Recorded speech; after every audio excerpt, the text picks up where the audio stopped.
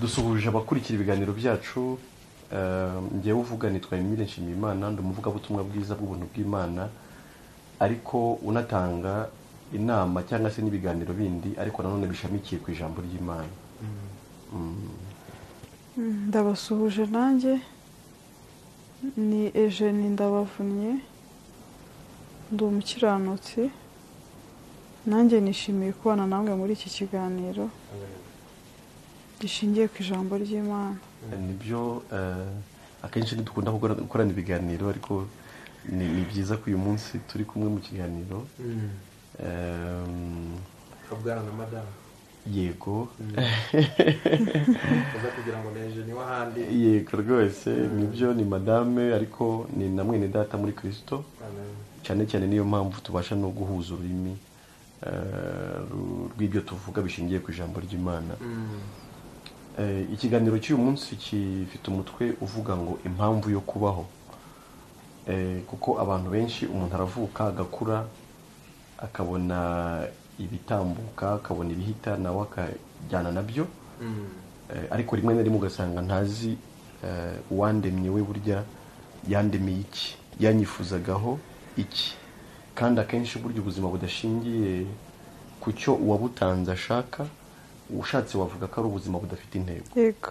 Ubwo rero niyo mpamvu uyu munsi numva twaganira ku iyo sije, mu by'ukuri twayivugaho mu magambo make, kugira ngo umuntu wese arebe niba impamvu yo kubaho kwe ayizi cyangwa niba atarayizi ayimenye, kuko byamufasha no guhindura imibereho ye. Sinzi rero niba hari icyo wumva ku iyo sije watangira usangiza abadukurikiye. Murakoze. Ni iyihe mpamvu yo kubaho? Ubundi se wowe impamvu yo kubaho kwawe ni iyihe? Imana ishimwe ko yampinduriye ubuzima. Ubundi nabayeho igihe kinini ntazi impamvu yo kubaho, bigatuma n'ibyo nkora mbikora nk'umuntu nyine udafite intego.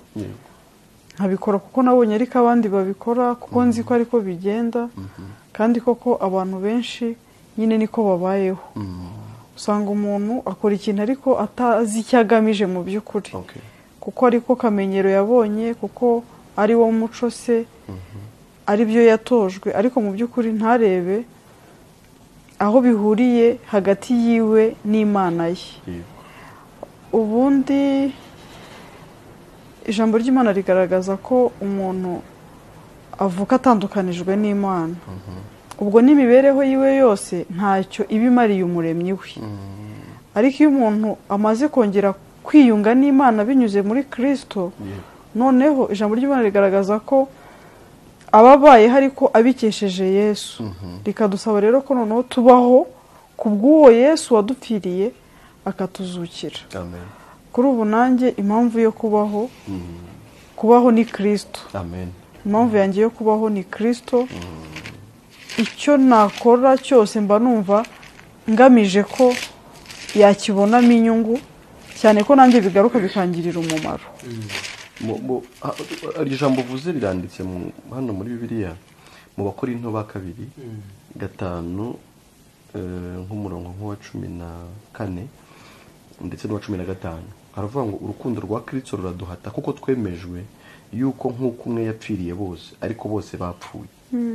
Kandi yapfiriye bose kugira ngo abariho be gukomeza kubaho ku bwabo, ahubwo babeho ku bw'uwo wabapfiriye akanabazukira. Mu by'ukuri urumva ko iyo umuntu atarasobanukirwa iby'urukundo rw'Imana rwabonekeye muri Kristo, aba ariho yibereyeho. Sibyo?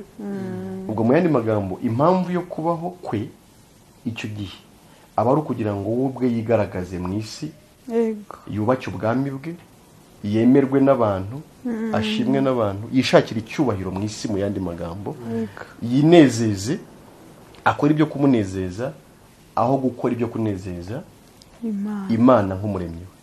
Ariko ijambo ry'Imana rigaragaza ko noneho ariyo mpamvu Imana yatanze Kristo, kugira ngo abo bantu bose bangirikiye muri Adamu, bigatuma binjirwamo n'ubuzima bwo kubaho bishakira icyubahiro, baninezeza, noneho babeho batibereyeho, ahubwo babereyeho wabapfiriye kandi akabazukira. Ubwo se kubera aho nyine wagupfiriye kandi akakuzukira, kubera aho Kristo ubwo umuntu ntiyahita asobanukirwa byo ni gute. yego kuberaho imana cyangwa kuberaho Kristo, kuko twunzwe n'Imana binyuze kuri Kristo, ni ukubaho noneho utagamije kwinezeza cyangwa utagamije kwishakira icyubahiro, utagamije kwemerwa n'abantu, ahubwo nkanjye numva ngize amahirwe icyo nakora, uburyo nabaho bwahesha Imana icyubahiro, uburyo nabaho, icyo nakora, icyo navuga, uko nagaragara, bitashyira cyane icyubahiro cyanjye imbere cyangwa ngo njye binshyire imbere, ahubwo bikaba byashyira Imana imbere, bikaba byakwamamaza Imana, nk'uko n'ubundi ijambo ry'Imana ribidusaba ngo tuyamamaze mu buryo bwose, twavuze cyangwa se tutanavuze, ibikorwa byacu byose bibe ibyo gushimisha Imana. Kubera aho Kristo rero urumva uko mbyumva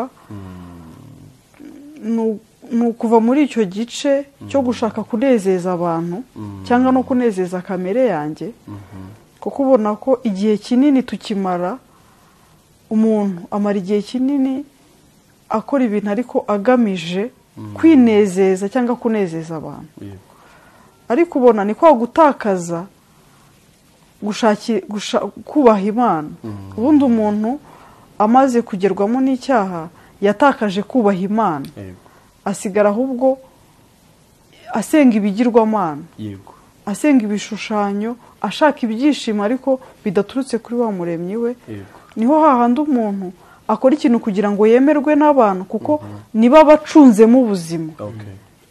Hahandi umuntu ashobora gukora ikintu azi ko kidahura n'ukuri kw'ijambo ry'Imana, ariko agamije kunezeza umuntu runaka, kuko nawe hari icyo amucunzemo, kugira ngo ejo namukenera azamubone, nagira icyo amukeneraho azakimuboneho, cyangwa se nawe ubwe ku giti cye akumva hari icyo kamere yiwe ishegera, akumva nicyo ashyize imbere.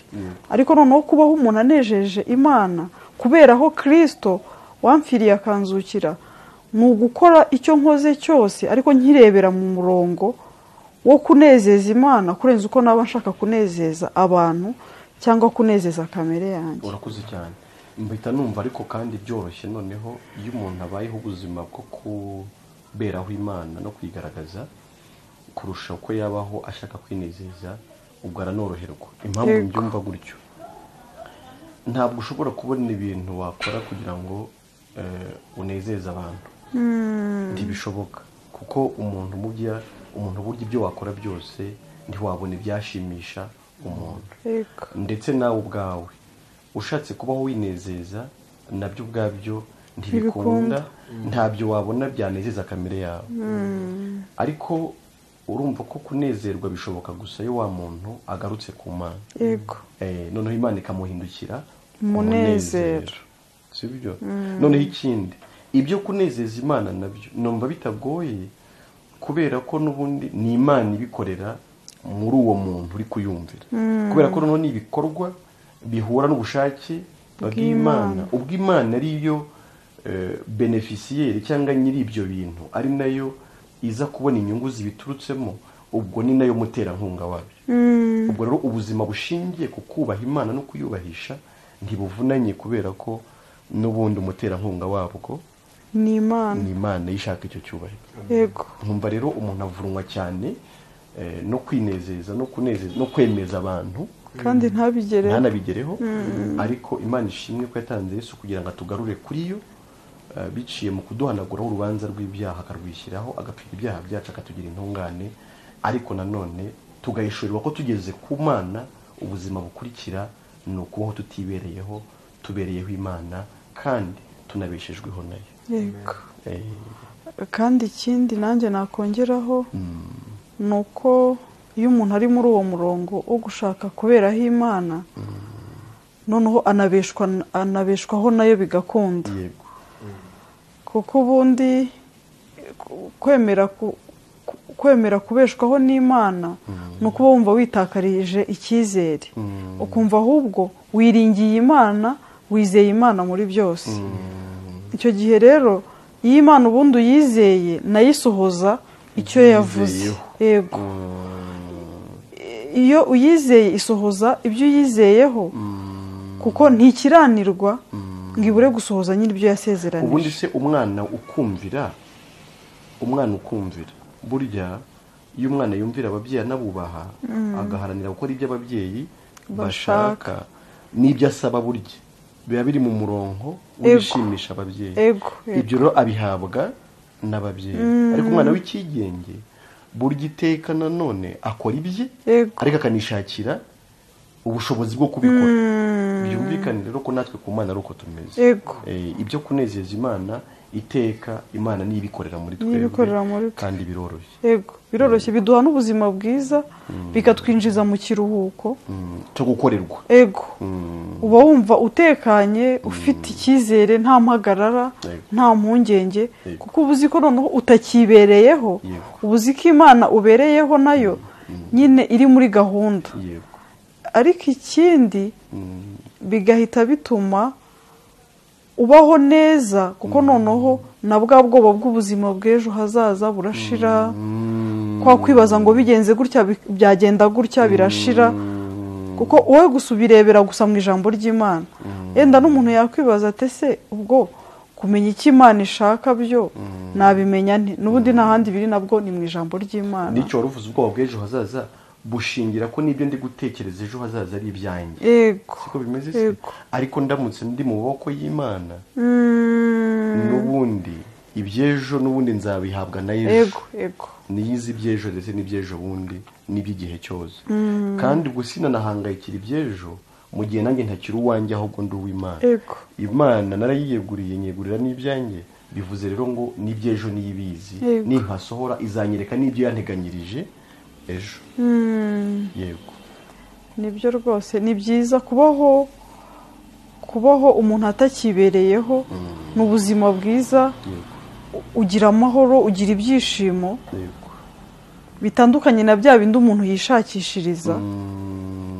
Kuko ahubwo uko ugenda nyine wumva ubuzima bwawe ubweguriye Imana, ugenda wumva ari kurushaho kugwiza amahoro, kuko noneho ubu nahuza nyine n'icyo umuremyi wawe ashaka. Kandi niba hari aho Bibiliya ivuga ngo mu Baroma 8:8 ngo nimba Uwiteka ari mu ruhande rwacu, umubisha wacu yava he? Ubwo iyo wamaze kwiyegurira Imana biciye mu kwizera Yesu Kristo, ukamenya ko ari yo mugenga wawe, ubwo Imana ibi mu ruhande rwawe. Ubwo ntabwo wakwikanga ikibi icyo ari cyo cyose, kubera ko ubuzi ko uwo wizeye arusha byose imbaraga.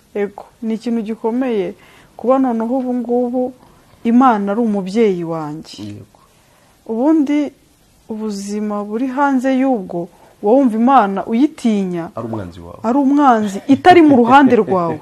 Kuba wumva Imana itari mu ruhande rwawe, wumva n'ikibazo uhuye nacyo tuvuga ngo ubu ngubu ni Imana impannye. Ariko noneho iyo ubaye uzi ko Imana iri mu ruhande rwawe, naho wanahura n'amakuba cyangwa ibyago, wumva n'ubundi Imana yabyemeye. Abo ugasigara ucunganye no kuvuga ngo irashaka kubyazamo iki, irashaka kunyigisha iki, ukumva byose noneho ugasohora muri rya jambo ngo kubakunda Imana byose bifatikanyiriza hamwe kutuzanira ibyiza. Numva rero twashimira Imana irakoze. Ni ikiganiro numvaga cyari gikenewe.